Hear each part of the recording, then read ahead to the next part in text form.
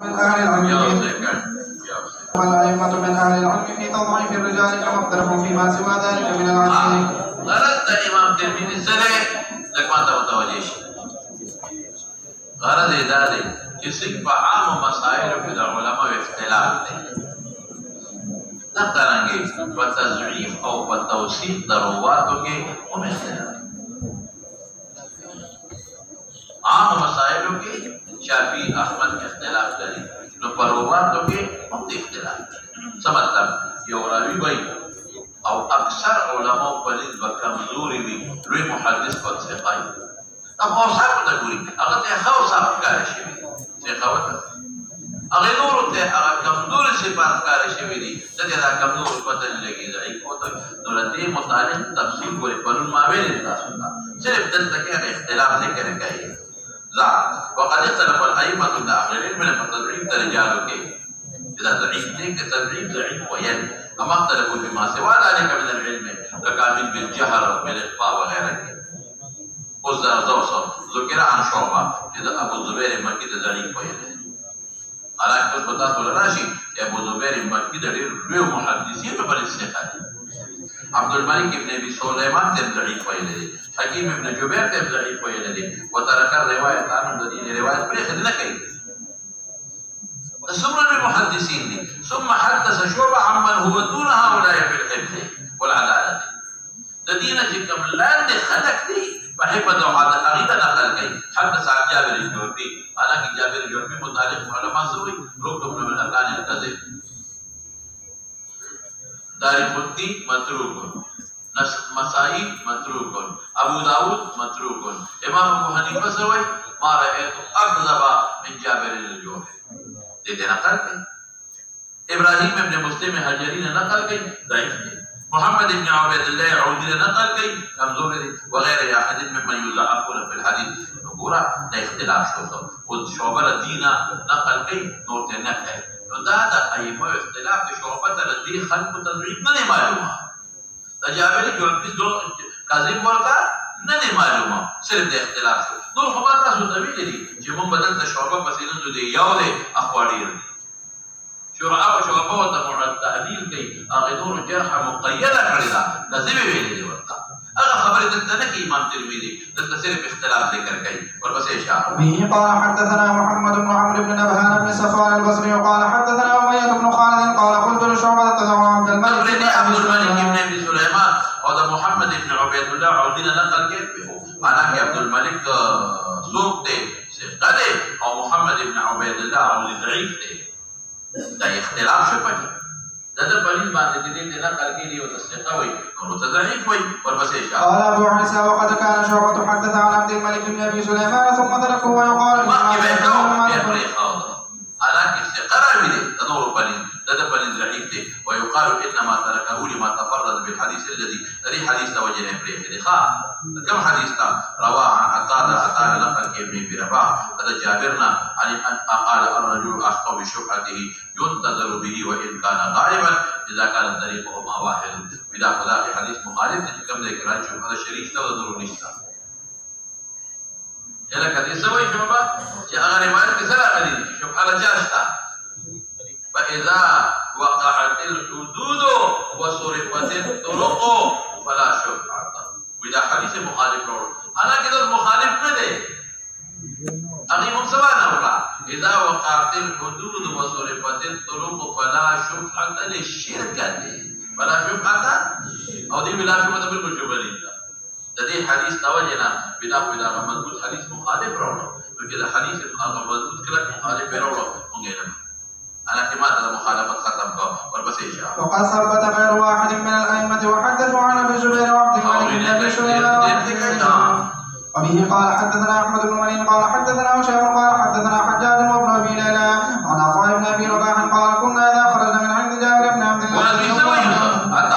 چې موږ د جابر د اخوان ووتو د حدیث مذاکره سره داوال د جابر نام کم حدیث اوریدل د ایوب سره مذاکره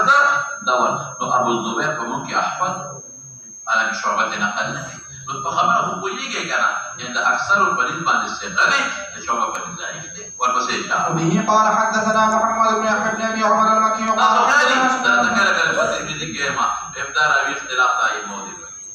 څوک ودا ضعیف وي څوک ودا کله دا مشکل د ترکیب باندې استفاده د ترکیب باندې ضعیف دي دا حق مبحث دې ذکر کوي دا څه بس قال ابو الزبير كان عطاء يقدمني الى جابر بن عبد الله عطاء بدل قلم جابر دا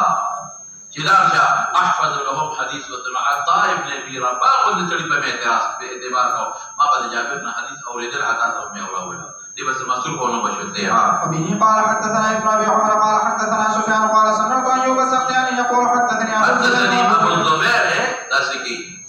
حدثني ابو الزبير وابو الزبير وابو الزبير لتوصيف اشاره شعبه نكينا قال سفيان بيده يحمل آية لا بس قبسته حدثنا ابو الزبير هذا توصيف اشاره فيها قال ابو عيسى انما يعني بذلك الاتقان والحفظ ويروى عن عبد الله بن المبارك قال كان سفيان الثوري يقول عبد الملك بن ابي سليمان ميزانا في العلم ثلاث فاعل ثلاث ستوي ده نور معلومات امام الجرح والتعديل شعبتين عبد الملك بن ابي سليمان محمد بن عبيد الله اودي او دا سوق ابو زبير حالانکہ ثلاثه وي امام الجرح والتعديل بطلب معلومات کیږي بدل ترابيع معلومات کیږي شابه وبه قال حدثنا ابو بكر عن علي بن عبد الله قال سالت يحيى بن سعيد عن حكيم بن جبير قال تركه شعبة من اجل حكيم بن جبير هذا شعبة من كيف شابه الذي رواه في الصدقة يعني حديث عبد الله في حديث توجنا شابه كذا حديث اذا وصول خلاف راوله لديه عن النبي صلى الله عليه وآله وسلم قال من سأل الناس وله ما يغني كان يوم القيامة خموشا في وجهه قيل يا رسول الله ما يغنيه قال 50 درهما أو قيمة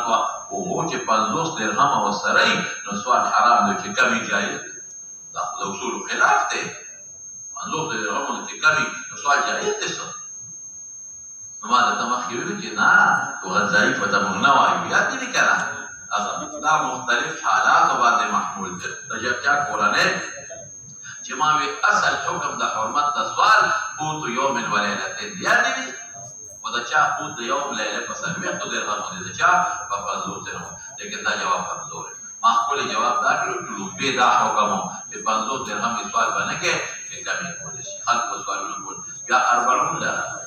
او دا غیر پس بیا په حکم دا شو یو راځي او دی وینا دا حدیث اصول خلاف ورو دی نه معنا شابه دی قال علي قال يحيى وحدثنا حكيم هو دي وضعيف وي والبصير شاف يحيى بن سعيد شعبة ضعيف وي دي شو كده او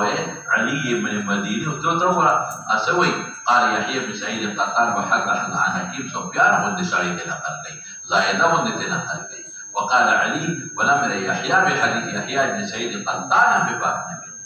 يحيى بن سعيد القطان سفيان الثوري زائده بن قدامه اغيبه الثقه شعوب ذلك ده اختلاف شوام وبه قال حدثنا محمود بن غيلان قال حدثنا يحيى بن ادم عن سفيان الثوري عن حكيم بن جبير بن حديث السلمة قال يحيى بن ادم قال عبد الله بن سفيان الثوري سفيان الثوري لو غيره يرد حكيمنا لو بجد حديث بينه ومنالكم وترى لك انا 50 درهم سفيان الثوري من حكيم الا يحدث عنه شعبة حمزه مقدره ده شو حشتا استاذ شعبة نقل نكيس نعم نكيس وقال سفيان الثوري سمعت زبير بن يحدث في هذا عن محمد بن عبد الرحمن بن يزيد شابته قال ابو عيسى وسبلا امر ما دا ما مخکې ده د امام ترمذی په باندې حسن کم یاو دی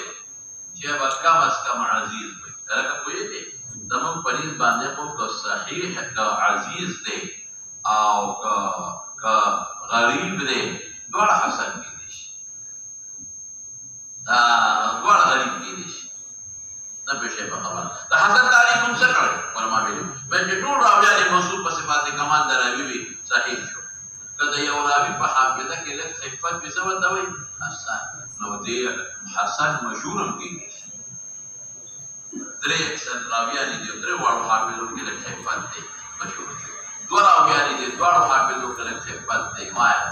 حسن غلیظ شو یو راوی دی او په حافظه کې خفت دی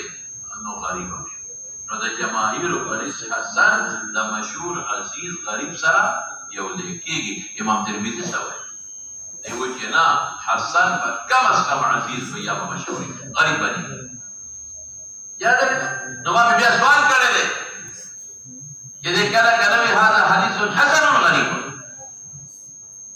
دا وای ما سوال کړی جواب مې پر بیا د خیر دی قال بما ذكرنا في هذا الكتاب في جامع الامام الترمذي حديث حسن فانما اردنا دقه جمله به تفاوض اصول کې را نقل کړی هم اراده کړی دا حسن حکم حسن اسناده عندنا هذا مو استلام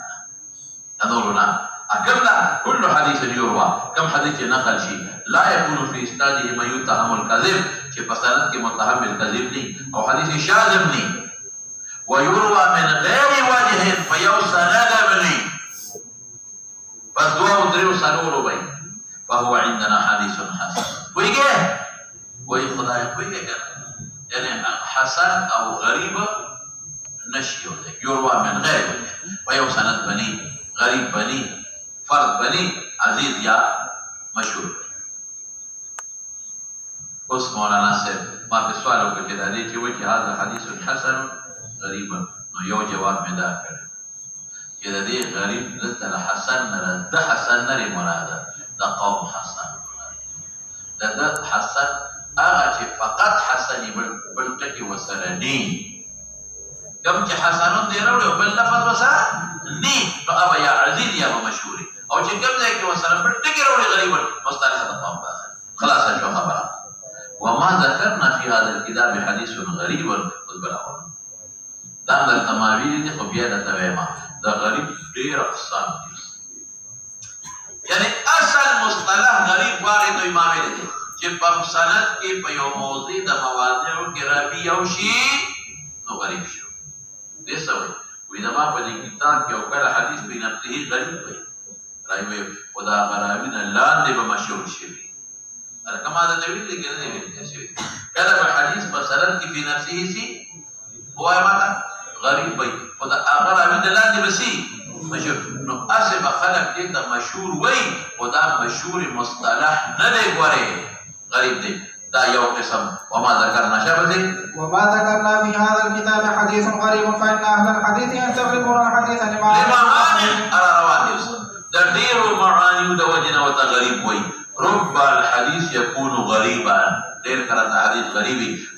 لا يروى الا من وجه واحد لك حديث حماد بن سلمة عن أبي العشراء عن أبيه قال قلت يا رسول الله أما تكون الزكاة إلا في الحلق واللبة صاروي على لو الحلق أو لبل سيني سرطوي وقال لو طعنت في فضلها كفدرون كلم هو أجزاء عنك خدا قرون كم وقت كلم مولانا سيبو يبقى زكاة اختياري قادر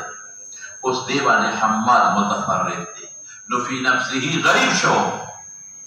دا حماد بل مرګري نشته ابو العشراء په شاګردانو کې او ابو العشراء متفرد دي تو متفردين دي دوا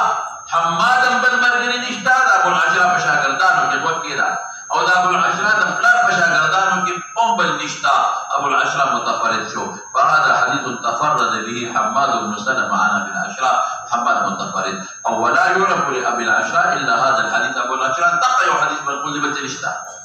تاخذ بيه خبر شوى تاخذ اسد النيش وجاء ابو العشراء تقي حديث منقول بتلشتا وحماد متفرد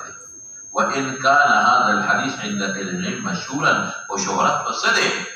مصطلح مشهور نه دی مشهور په کوم اعتبار دی چې د حماد شاګردان ډېر دي یا خدای دې مارا طالبان کو کوي سموي په نفسي څه جو غریب حماد متفرد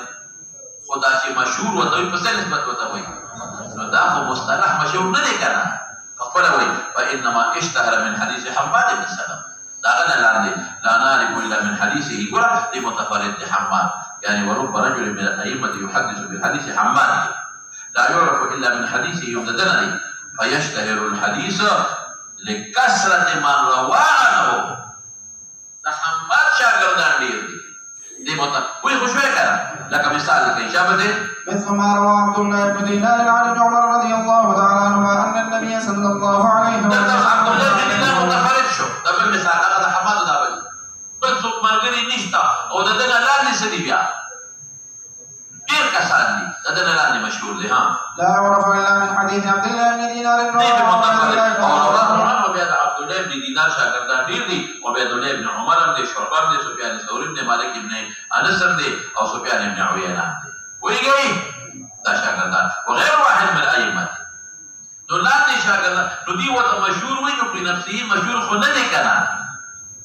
وایي عبد الله بن دینار متفرد دي خدا مشهور په دې نسبت وي چې ردنه لاندې مشهور شوی دی وروى أحمد بن سليم من هذا الحديث عن عبيد الله بن عمر عن نافع عن ابن عمر رضي الله عنه والصحيح عن عبيد الله بن عمر عن عبد الله بن دينار هكذا روى عبد الوهاب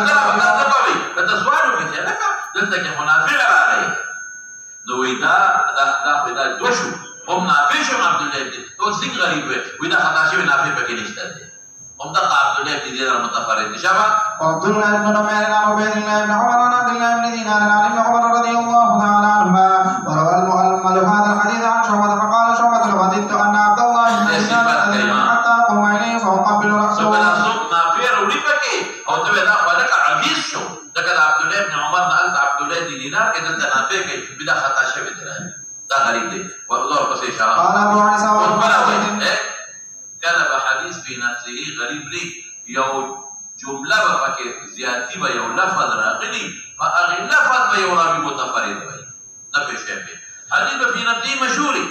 انا زمانه کې بڑے راوي لري خو یو جمله پکې راغلي یو ټکی راغلي دی هغه څوک وروړي صرف یو راوي وروړي دا غریب او د دې حکم بسي د دې حکم بدای چې کدا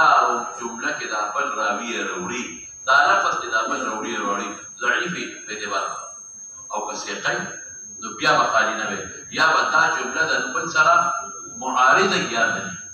نو که دا جمله د بل سره معارضه وه نو بیا هغه نور ګڼ دي یو د دا شاذ شو هغه محفوظ شو او که تعارض یې نو زیادت څخه مقبول دی بیا درته وایم بیا ووایه چې دا ټکي چې راوړه دا جمله نو دا سراوي به یا ضعیف یا بسی نو که ضعیف و دا منکر شو هغه به خو کله منکر شو مولانا صاحب چې دا جمله د بل سره معارضه داسې وایي داسې چې دا ټکي چې راوړو نو دا د بل سره معارض دی که نه دی که بل سره معارض و نو که دا راوي ضعیف و دا منکر معروف که دا ثقه و نو دا شاذ شو محمود او که معارض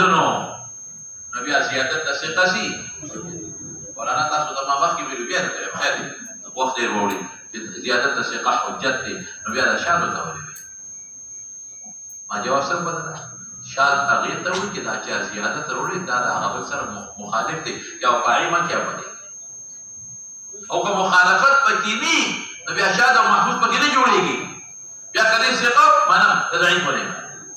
زيادة الثقة حجت ده وصل قال في أوروبا حديث ما يستغرب لزيادة تكون في الحديث وصبراشي ده زيادة ترك يورا ويروري إنما يصح إذا كانت الزيادة بما يعتمد على حفظه يزيد الثقة وري كذا ضعيف بينانه لك ما روى مالك بن أنس مثال ذلك عن نافع عن ابن عمر قال فرض رسول الله صلى الله عليه وسلم زكاة الفطر من رمضان على كل حر أو عبد ذكر أو أنثى من المسلمين من المسلمين تكي فكر زيادة ساعة من تمر أو ساعة من شعير مولي وزاد مالك سقره فليك من المسلمين نور كي سمرة دي من المسلمين ندي روله نو دا حديث خو بنفسي مشهور دی ودا من المسلمين متن وادا سند تولي غريب ويما بس كي متفرد دی بدي يو ټکی کې کوي نور حديث مشهور دی دا یو ټکی صرف مالک راوړي وروى أيوب السختياني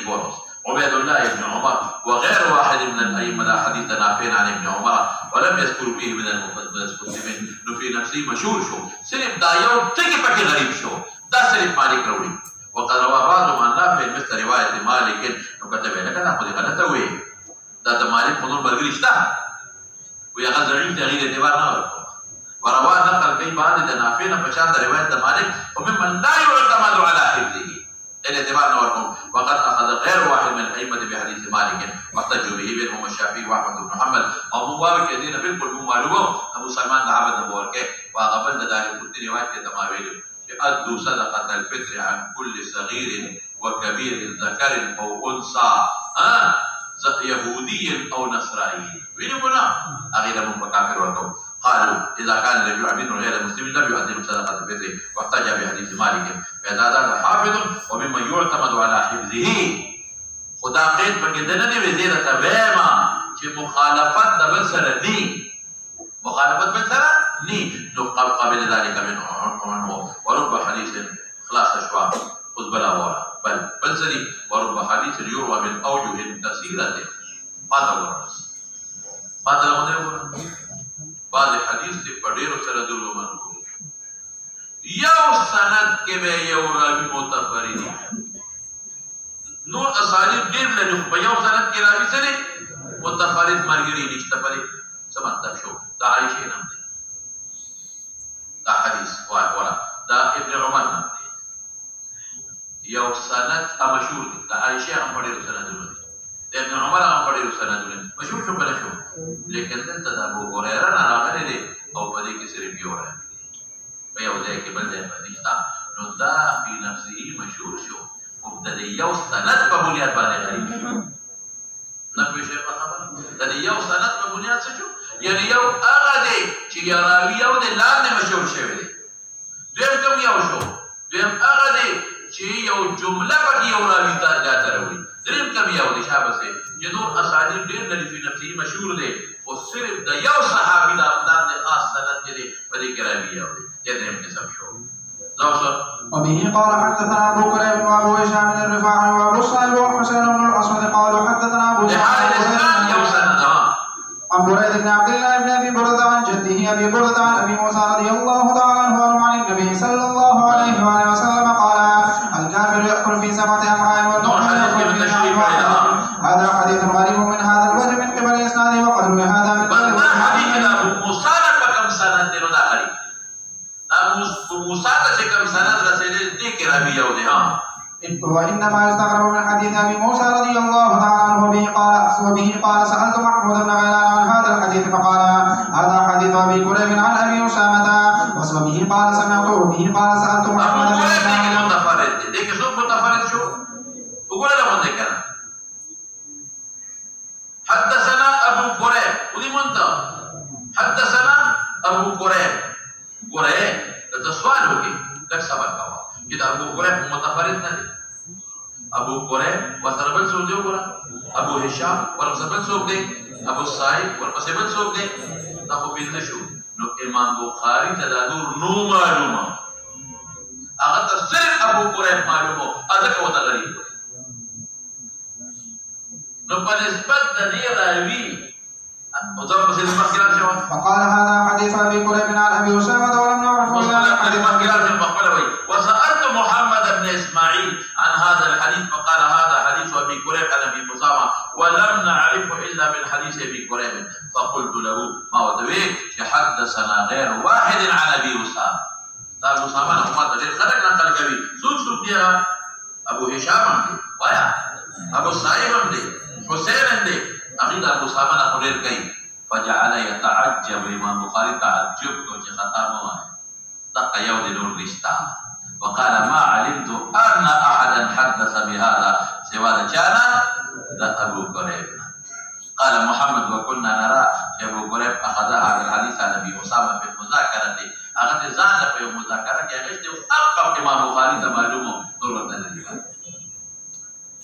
ولا دلته کې بل شو دلته څه شو دلته حدیث په نفسه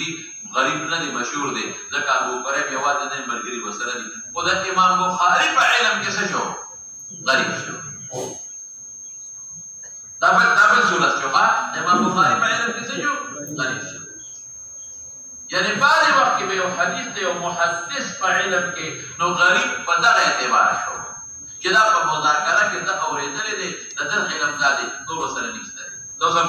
وبه قال حدثنا عبد الله بن ابي زياد وغير واحد قالوا حدثنا شباب بن سوار قال حدثنا شعبة عن بكر بن عطاء عن عبد الرحمن بن عمر رضي الله تعالى عنهم ان النبي صلى الله عليه وسلم نهى عن الدخان يوم حديث في نفسه مشهور وي وصرف يوم محدث خرابي يوم معلوم نور غورتا ودا غفل نسبت بغريب شيء دبل قسم شو هذا حديث غريب من قبل إسناده لا نعلم أحدا حدثني عن شعبة قال شبابة وقد روي عن النبي ودا حديث جاء عبد الرحمن بن يعمر بسند بانددا من أوجه كثيرة أنه نهى أن ينتهى خليخا نور صحابة دير دي نور سندونه سري صرف دا يو سند غريب دي وقت من التوهان والمزفة وحديث شبابة إنما استغرب لأنه تفرد به عن شعبة أي شبابة متفرد وقد روى شعبة سفيان الثوري بهذا الإسناد عن بكير بن عطاء عن عبد الرحمن بن عمر رضي الله تعالى عنه وديك نور مستفاد سند وانا دامتا ندي نور مرغري تفاقد دامتا ندي أقبل دي عن النبي صلى الله عليه وآله وسلم أنه قال الحج عرفة فهذا الحديث المعروف صح عند أهل الحديث بهذا الإسناد أو بدل ما محكي سند سلف تغيو دا مضافات أو دا دوبال ذكر وشابه قال حدثنا محمد بن بشار قال حدثنا معاذ بن هشام قال حدثني ابن يحيى بن أبي كثير قال حدثني أبو مزاحم أنه سمع أبا هريرة رضي الله تعالى عنه أنهم يقولوا قال رسول الله صلى الله عليه وآله وسلم من تبع جنازة فصلى عليها فله قيراط ومن تبع أبو مزاحم متفرد أبو هريرة أبو هريرة دا سند ضعيف دي نور دا حديث بنفسه مشهور دي دا عايشين ببل سند نبشي حتى يبقى قضاءها فله قيراطان قالوا يا رسول الله صلى الله عليه وآله وسلم ما القيراطان قال أصغرهما مثل أحد وبه قال حدثنا عبد الله بن عبد الرحمن قال أخبرنا مروان بن محمد عن معاوية بن سلام قال حدثني يحيى بن أبي كثير قال حدثنا أبو مزاحم أبو هريرة دي أبو هريرة سند كسوت متفرد شو أبو مزاحم شابه عن النبي صلى الله عليه وآله وسلم قال من تبع جنازة فله قيراط فذكر نحوه بمعناه أنا حديث بنفسه مشهور دي ولا مشهور دي لك هذا وضع عايشين أمراش شابه دي قال عبد الله وأخبرنا مروان عن معاوية بن سلام قال أبو مزاحم نشتا نبل سند دي قال المهري عن حمزة بن سمينة عن السائب سمع عائشة رضي الله تعالى عنها عن النبي صلى الله عليه وآله وسلم نحوه قلت لأبي محمد عبد الله بن عبد الرحمن من الذي استغربوا بالحديث كفي العراق فقال رضي الله تعالى عنها عن النبي صلى الله عليه وآله وسلم فذكر هذا الحديث وسمعت محمد بن إسماعيل يحدث بهذا الحديث عن عبد الرحمن قال أبو عيسى وهذا الحديث مذكور من غير وجه عائشين في نفسه سجو مشهور شو أبو هريرة غريب شو بينما يستغرب هذا الحديث لحال إسناده رواية الصائب عن عائشة عن النبي صلى الله عليه وسلم دلت فليو خاص سند کے صاحب متفرد شو انت فليو خاص سند ابو هريره کے ابو متفرد شو کیا بولتے به قال حدثنا ابو عبس عمرو بن علي قال حدثنا ابن سعيد القطان قال حدثنا مغيرة بن ابي قرة السدوسي قال سمعت انس بن مالك رضي الله تعالى عنه انه يقول قال رجل يا رسول الله صلى الله عليه واله وسلم اعقلها واتوكلها واطلقها واتوكل قال اعقلها وتوكل قال عمرو بن علي قال يا ابن سعيد يا ابن سعيد ضعيف نمن كارشو ودا حديثم فان انسنا الى نور ثاني ذو پیغمبر مبارک من كل خلاصہ دا کلام سے یو دا پیارا یو غریب اگر چراوی متفرد دے دا خو بل اگر چې مشهور غریب دا یاد دا نه نه مشهور شي دوی مسوي چې یو راوی سي یو جمله راوی نور نه راوی ابي متفرد دی الله ضعیف شو دریم سری یو محدث تا یو راوی یو خاري دا هغه غریب شو اگر چې نور برګي نور محدثینو بني ضرورم کم یو شو یا وسه چې یو سند کې یو راوی متفرد دی لکه ابو هريره کې یو عائشه کې بل دی حالانکه په نفسي د ابو هريره رم چې عائشه نن نور نشو مشهور شو دا ابو هريره هغه یو غریب شو دا یو راوی دی عائشه دا بل غریب شو دا یو راوی دی قال أبو عيسى هذا حديث غريب من هذا الوجه لا نعرفه من حديث أنس بن مالك رضي الله تعالى عنه إلا من هذا الوجه. عن عمرو بن أمية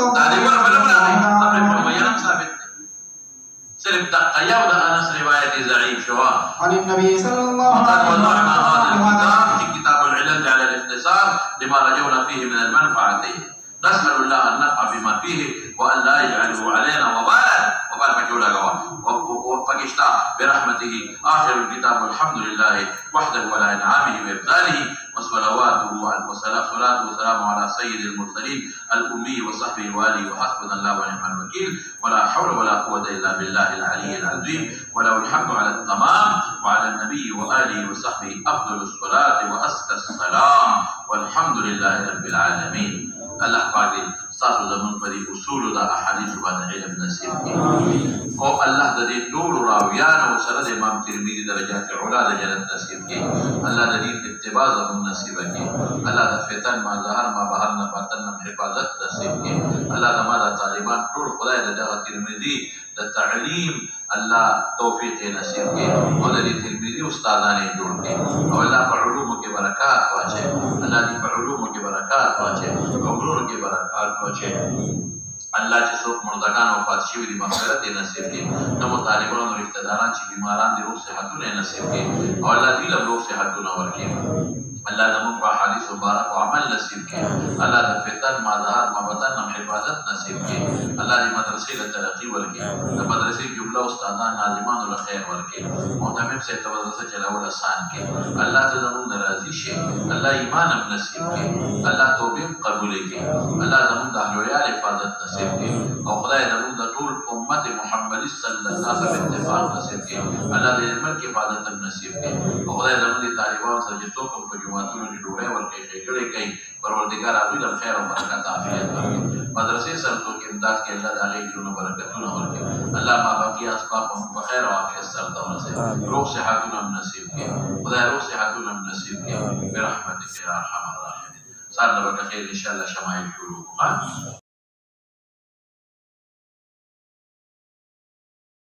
في كراهية الرجوع من الهبة وبه قال حدثنا أحمد بن عبد الضبي. خبر دا سوا إذا إمام شافعي رحمة الله عليه بلد رجوع بالکل حرام د دیانتن وبل انداز توسوي مثلا مې ویل خو بیا درته د شافعي سے بلد باندې رجوع په الهبه حرام د دیانتن هم قضاء هم بالکل حرام ده مگر فلار چې د دوی په مال کې رجوع کولی شي او اسب د دوی مال او مال کله ابي کا چې هیو کې رجوع کوي او زمون پلیت باندې قضاء جائز د دیانتن جائز دا مې د بل چا تعبیر وکړ قضاء څه جائز ده قضاء څه چې کته هیو کړي قاضي راشه ما خدای ته ویلو چې دا مو یا مو له راځي کې یا په قضاء قاضي راځي دا څه نه کنه هغه لا راشه نو قضاء جائز دیانتن دې نه دا مکروه ده دې نه الکه نو ته یاد شو قضا دې نه دی راځي وایا د دې په باندې قضا رجوع په الهبه قضا ما رجوع معنا سره بغیر د افکار او موږ سوای جائز ده یو څو دغه مستثنا دي ان حقوق تبع قد قام ویلو او باقي په جائز ده او مکروه تنزیهی دا ویلو کنه نو دلته مې عنوان بدل کړ د شافعي پولیس قضاء او دیانتن دواړه معنا ده او زموږ پولیس باندې قضاء جائز دیانتن معنا مکروه تنزیهی صفات شرعي لیکل کلمه يعود في غيره اوس براشو او پلان رجوع کولی چې د دوی په مال کې منګم وای هغه نور نشي کولی دی کولی شي موږ سوایو موږ وایو چې نور کوي نو یا به رضا د موهوب له ولدي یا قضا د قاضي نه او پلان کې د دوی په مال کې رجوع کوي به د رضا د ولد نه او د قضا د قاضي نه او یو څو زینو کې منع ده موانع الرجوع من الهبه حروف طبع قضاء تفصیل ته بیان کړل وبه قال حدثنا احمد بن عبد الضبي قال حدثنا عبد الوهاب الثقفي قال حدثنا ايوب عن كرمت عن ابن عباس رضي الله تعالى عنهما ان رسول الله صلى الله عليه واله وسلم قال ليس لنا مثل الصالح صفات صفات نري العائد في هبته كالكلب يعود في قيده يلك هذا شافعي دليل لي شقيق ولا الحرام زي بس في قيق ولا الحرام دي نعم شرعت دیانتن مکروه تنزیهی دی سپیخ مکلف ندی او اے مولانا حدیث تا دلیل ندی زمانه العائد فی هبته عود سید لك او پیغمبر عائد فی هبته شرعت دی معلومه شو للذین لا یؤمنون بالآخرة مثل السوء حرام صفت ذلك سوء نصب للذین لا يؤمنون بالآخرة مثل السوء ولله المثل الأعلى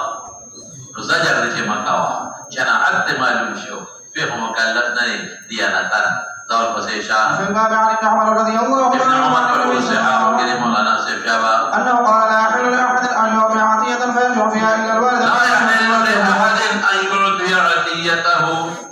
تحذير ورکړي جواز نه نفي د جواز عدم جواز نه لري يريد چې مکوا ويرجع فيها إلا الوالد فيما يعطي ولده ما سويل درته ما تقول لا يحل للواجد رد الصالح حدیث کې راځي څه وی لا يحل للواجد چې کوم مالداري حلال ندي رد الصالح ولې حلال ندي کې رد کې پتا ته پر اسمنه لیکن مناسب ده لا يحل رد الواجد چې کوم سړي سره لا يحل للواجد رد الصالح حلال ندي مالدار درا چې صاحب واپس کی نو کو واپس کی ہے کوئی رټی به لا يحل زمانہ میں وکړه چې شابه سي یا رہی چې میں واپس آوا دلته متا یا رہی ورپس شاب به قال حدثنا نو قاضا قاضي او رضا د موهوب له تضرورت لري د مستبد دی دغه ضرورت نه لري ورپس شاب قال حدثنا ابن ابي عدي عن حسين بن معلم عن عمرو بن شعيب انه سمع طاووسا يحدث عن ابن عمر وابن عباس رضي الله تعالى عنهم يرفعان الحديث الى النبي صلى الله عليه وسلم بهذا الحديث حديث ابن عباس رضي الله تعالى عنهما حديث حسن صحيح والعمل على هذا عند اهل العلم من اصحاب النبي صلى الله عليه وسلم وغيرهم قالوا من وهب هبه لذي رحم محرم فليس له ان يرجع في هبته ياد له مونږ ډېر وایو پکې دا دی او د یو حدیث سره نوٹ کا حاکم نقل کړی سمورن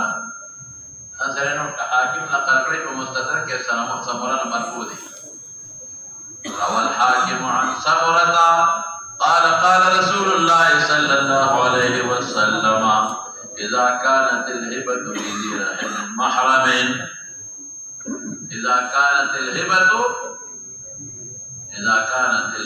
لذي رحم محرم لم يرجع وجود نکه دغه زمانه کې غیر ذي رحم محرم رجوع کولی شي زمون د دې غیر ذي رحم محرم رجوع کولی شي ورپسې شاه ومن وهب هبه لذي الواهب احق بهبته ما لم يصب منها عوض وربیا دا مونږ دلیل شو الواهب احق بهبته شابا ما لم يصب منها عوض بمکوا دا ابو هريره مرفوع روایت ده او صححه الحاكم وابن حزم دا ابو هريره مرفوع روایت ده صححه الحاكم ومستدرك ابن حزم دوانه صحيح ویلي شباب ومن وهب هبة لغير ذي رحم محرم فله يرجع فيها ما لم يصب منها وقال الشافعي لا يحل لاحد ان يعطي عطية فيرجع فيها الى الوالد فيما يعطي ولده واحتج الشافعي بحديث عبد الله بن عمر رضي الله عنه وسلم قال لا يحل لاحد ان يعطي عطية فيرجع فيها الى الوالد او بين قضاء قاضينا ما جاء في العرايا والرخصة في ذلك يوم خبر من ذيك ريوه بيوه عرايا ستوي لما تمتوجيش امام شافعي او احمد وي ويداهم اغب مزابنه ومحاقله ده وده بينزو وسق ولا كان كده بينزو وسق وليه وسق شبيت ساعه دي بينزو دير ساعه 300 ساعه كده 300 ساعه ونسيات وا مزابنه ومحاقله بنده دا غنم درکوم د پټي مال دا دونه نخراکا دا کجوري د باغ درکوم نه د کجوري نو کدریو سو نزيات وا یا وسه نو څه شي ده لکه نو ممنودا او کدریو سو نه کم نو څه ده لکه جایزه نو عرایا مالک صاحب سوي ما قال دا مالک او د امام صاحب فرق نو کړی لکه یو پټي باندې فرق دی غیر تاسو مالک او امام صاحب دواړه د متفق دي عرایا د عالیه توجب د عدویه دا به په باغ کې یو بوټی چې د عدویه یاد دي عدویه ته وایي عطایا عرایا عطیه ته ویل کی اوس وره بیا باغ سړی راځه نو کجوري به وړل نو د سړي سره په باغونو کې خلیبه هم سیدل بچي به د ته تکلیف نو ته ویل لکه مهرباني او خلاصي یا خو مونږ شو کوا او یا راشه مان نه د کجوري وای نو نه دې ورکه وته پاتې شي نو اوس نغد چې په ورکړې او ته پاتې شوې هغه بوټي والا نو دا مول دا باندې ولې دا نغد چې ورکوما دا ولا ما من مثلا ورکړي څه پته لري چې هغه من دي کده من نه زیات دي او کده من نه کم دي چې شریک دی نو موږ سوای امام صاحب وی دا رجوع فی الهبه شوا موږ په مبادله نه ور حمل کوو دا څه چې لکه رجوع فی الهبه شوا ما ته هغه بوټي کې رجوع وکړه او نغد مې نورې ورکړي په جایز صورت یې ولې نه ور حمل کې او رجوع فی الهبه او د موهوب له وجه راځي وي صحیح ده او بل دې کې قبض هم نه دی شوی لکه هبه په قبض تامېږي ګوره اما باقي را ولاړ دي نه پوه شوې یو رجوع فی الهبه شوه دویم څه کې لکه لا قبض هم نه دی شوی او مالک صاحب څه وایي مالک وایي نه مبادله باندې خیر دی دا یو صورت مستثنا اوس به څنګه کومه هغوی د غریې نه مطلقې د پنځو وسقو نه کم کې مزابنه محاقله یادوي مالک صاحب همدغه شراء اخلي هغوی په شان کې هغوی په شان خو د دې یو صورت کې یو سړ مطلقا نه دا چې چاته هبه که هغه دپاره جایز دی او امام صاحب وایي نه دا شراء او بیع مبادله نه ده رجوع په الهبه ده سوال کوه په موږ باندې دا پنځه وسقه قید ولې کې نو ما ویلو چې عموما به خلکو ته هبې کولې دغسې او دغه پنځه وسقه وو یا کم وو زیات به نو دا اوس ورپسې شه وبه قال حدثنا إمام قال حدثنا عبدة ومحمد بن إسحاق نو علا يعلو څه ته وایي علویت اصل کې قصد ته وایي ما ته ګوره علا يعلو څه ته وایي نو علویت چې چاله ورکې قصد کې او بعضې حضرات کې د علا یعلي نه دی پرمنټو کمیس وستل نو دا تار ځان نه یو شی وستول لري ورته دور پسې شه عن زيد بن ثابت رضي الله تعالى عنه ان النبي صلى الله عليه واله وسلم نهى عن المحاقله والمزابنه الا انه قد اذن لاهل العناء يبيعوها بمثل خرسها في المال ان يبيعوها بمثل صورت بيع دي لکه تعبیر په بيع او نو رجوع في الهبه موهوب له کې قبض من لري شوی دا منبلد ها وفي الباب عن ابي هريره ترمذی کې دي بخاری مسلم کې دي جابر په مسند احمد کې دي ها حديث زيد بن ثابت رضي الله تعالى عنه هكذا رواه محمد بن اسحاق هذا الحديث رواه ايوب وعبيد الله اشهد لك سن بكو مولانا حديث زيد ابن ثابت کې مخکې تیر شو هكذا رواه محمد بن اسحاق هذا الحديث چې پکې نهى عن المحاقله دي پکې العرايه ذکر دي سوچ کوله دوه جملې دي پکې دوه جملې کم نهي د محاقله مزابنين دي او رخصت تعليم دي پکې وروى ايوب وعبيد الله بن عمر ومالك بن انس عن نافع بن عمر كان النبي صلى الله عليه وسلم نهى عن المحاقله والمزابنه دي او دي کې د عرايه ذکر نشتا دي کې دوه جمله نشتا چې عرايه بيګه نه ها لك بوجه كنا وبهذا اللسان عن ابن عمر وزيد بن ثابت عن النبي صلى الله عليه وسلم انه رخص في العرايا فيما دون 5 اوسق ذكر ربع جمله نجي محاقله ومزابنه ذكر ربع نشتا وهذا اصح من حديث ابي اسحاق ابو اسحاق بقي دوار جمله دا دوار بقي نشتا الصبح خير من مندوب فكرا شقيق دوار نشتا وبس وبه قال حدثنا ابو هريره قال حدثنا زيد بن حباب بن عمار بن داود بن الحسين عن ابي سفيان مولى ابن ابي احمد عن ابي هريره رضي الله تعالى عنه ان رسول الله صلى الله عليه واله وسلم رخص في بيع العرايا فيما دون 5 اوسق او ابو هريره روايت ذكر محاقله ومزابنه ولا نشتا وبه قال حدثنا قتيبة عن مالك عن داود بن حسين نحو وروي هذا الحديث عن مالك ان النبي صلى الله عليه واله وسلم رخص في بيع العرايا في 5 وبه قال حدثنا قتيبة قال حدثنا حماد بن زيد عن ايوب عن نافع عن ابن عمر عن زيد بن ثابت رضي الله تعالى عنهم ان رسول الله صلى الله عليه واله وسلم رخص في بيع العرايا وهذا حديث حسن صحيح وحديث ابي هريره رضي الله تعالى عنه حديث حسن صحيح والعمراني عند اهل العلم منهم وقالوا ان العرايا متخذ من جمله نهي النبي صلى الله عليه واله وسلم اذ نهى عن المحاقله والمزابنه واحتجوا بحديث زيد بن ثابت وحديث ابي هريره رضي الله تعالى عنه وقالوا زيد بن ثابت غير وجمله او ابو هريره غير بلده دوړو کې نشته وقالوا له ان يشتري ما دون 5 اوسق ومعنى هذا عند بعض اهل العلم ان النبي صلى الله عليه وسلم بدا فهم التوسعه وكذا شابتها لانهم شكوا اليه وقالوا لا نجد ما نشتري من الثمر الا بالتمر فرخص لهم فيما دون 5 اوسق اغلب حديث كما دليل التمر بالتمر ربا الا ها او ياتي مثل بمثل هذا ما دليل نو دینه استثناء په دا ما خپل وبه قال حدثنا الحكم بن علي الخلال قال حدثنا ابو شعبة عن الوليد بن كثير قال حدثنا بشير بن يسار مولى بن حارثة عن نافع عن حديث وسالم بن ابي حسمة رضي الله تعالى عنه ان رسول الله صلى الله عليه وسلم نهى عن بيع المزامنة الثمن باغي باندې خدای اعتراض وکړ په هغه مخ کې محمد ابن اسحاق چې هغه کې دوه دي د ابو هريره هغه کې بیا ودا او د هغه کې بیا ودا ابن عمر دې کې دوه راځي دا مضبوط روایت دی نو دا جواب یې مکوا چې هغه دا یو جمله دا او په کې نه دي نه نشته دې کې دایره ده قد أذن لهم عن بيع العنب بالزبيب وعن كل ثمر بخرج هذا حديث حسن صحيح قريب من هذا الوجه وهو ما جاء في كراهية النشر ضعيف من هذا الوجه سمعنا چې په دې یو سند دا ضعیف دی غریب دی هغه بل اشتا نه پوهیږي په خبره دا په دې یو سند باندې چې دا رافع ابن خدیج او دا سهل دا سند والا دی دا رافع ابن خدیج او دا سهل والا دی نو په دې کې دا غریب دی ولید په متفرد دی حالانکه دا حدیث وختي هغه د تیر شو د چانا دا محمد ابن اسحاق په سند ابن عمر یاد دي کنه في نفسه مشهور دي دوسر بسيشة وبه قال حدثنا قتيبة وأحمد بن منين قال حدثنا سفيان عن نجش بيجي كنا فلغت أي نشان نجش بلغت كيسة دوي طبعا أنا في البخاري كنا أقول نجش يوم أرغد يوم ذي نبر وافاسا وي نجش ستوي لكي يقبل أمانا أرغد يوم ذي نبر وشلل أغيط بلغت كي وي تدبير السير يوم ذي نبر ديتا فلا معنی او دلته کې نه چې سمانا ده یو شی اخلنا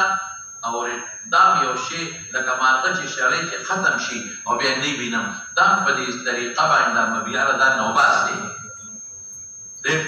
اخر سو کې نه لري ټول دا تیز کې چې دې کو باسما او دا ګناه ده شابه مولا عن ابي هريره رضي الله تعالى عنه قال قال رسول الله صلى الله عليه وسلم قال قتيبة يبلغ من النبي صلى الله عليه وسلم قال لا تناجشوا وفي الباب عن ابن عمر وانس رضي الله تعالى عنهم ابن عمر په بخاری مسلم کې دی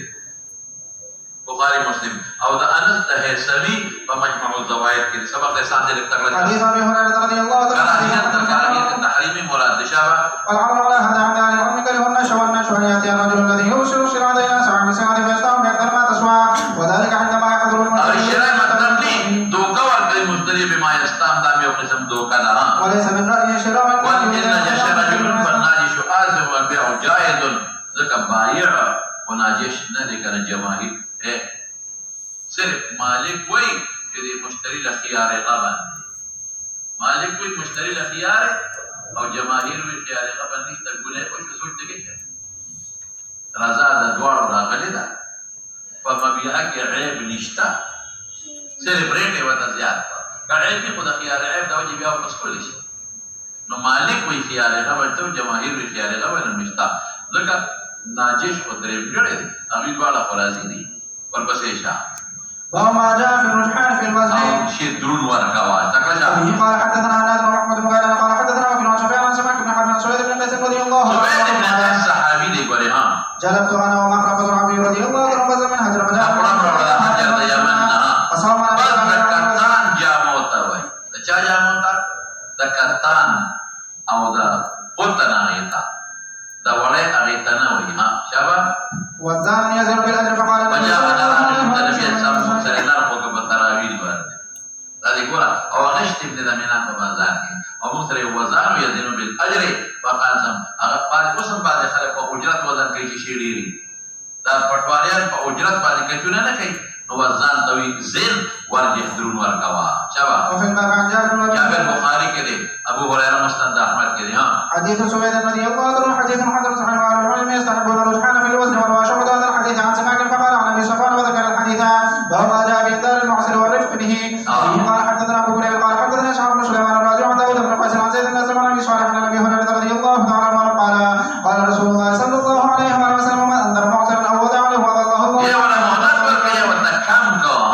يوم لا ظل له الا ظل يوم لا ظل الا ظل عرشه مضاف مقدر كما وفي الباب عن ابي اليسر وابي قتاده وفي الباب ابو اليسر يسر نري ولا يدل تمام له كعب بن عمرو كعب بن عمرو او كعب بن عمرو ابو اليسر او ده مسلم كده ابو قتاده خو دې ویلې دي او حذیفه ابو قتاده په مسلم کې دي او ده حذیفه بخاری کې دي أبو مسعود ترمذي كده وضع عبادة لنا دي معلومة. حديث ابي هريره رضي الله عنه حديث حسن صحيح غريب من هذا الوجه. وبه قال حدثنا عناد قال حدثنا ابو معاذ عن الاعمش عن شقيق بن مسعود رضي الله تعالى عنه قال رسول الله صلى الله عليه وسلم حسب رجل ممن كان قبلكم فلم يجد له من الخير شيء الا انه كان رجلا مسرا فكان يخالط الناس فكان معاملة بيع الشراء يقول ان يتجاوزوا عن المعسر فقال الله تعالى نحن احق بذلك من التجاوز عنه. هذا حديث حسن صحيح. وما جاء في مثل الغني ظلما.